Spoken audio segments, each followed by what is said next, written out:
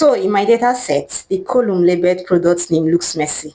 Instead of having just the name of the product, it also have a long product description. Some entries even have things like compatible and support followed by a long description. And the truth is, we don't need all that in our analysis. Now, when analyzing data, your product name should be clean, clear and consistent.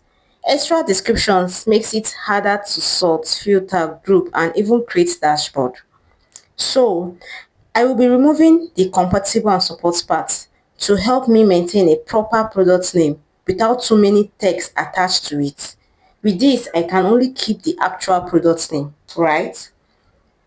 If you are familiar with Amazon, you will notice that their product name are usually long, but then we don't need the extra compatible and support text for our data analysis. So to do this, I will use this simple formula.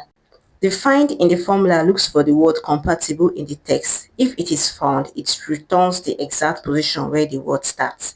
While the if error find compatible in the formula is used to find the word compatible, but if it is not found, Excel would usually return an error, but with the if error, it will replace that error with a large number 9999 so that the formula can keep running. While the minimum here is used to pick the earliest position among the two words, compatible or support.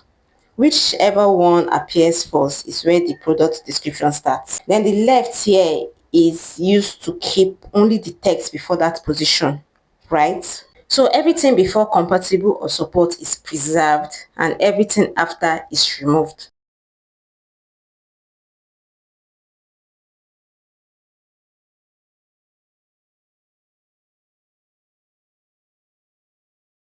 Now I have a proper product name and it is time to delete some columns that are not necessary for our analysis. Columns like username.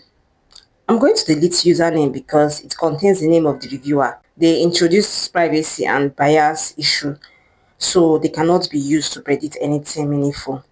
Okay. And I'm going to also delete the user ID, which is not necessary since we are not analyzing reviewers' behavior, right? I'm also going to delete the review ID. This does not help us in analysis at all. I'm also going to delete the review title. I'm also going to delete the about products. This offers no analytical value and it is not useful for customers and pricing insights, right? Then I'm also going to delete the image link. Like, what do we need image link for our analysis? It is not useful at all. Then finally, I'll be deleting the product link, which is not also useful. The columns I'm going to keep are the product ID, product name, category, discount price, actual price, discounted percentage, rating, rating count, and review content.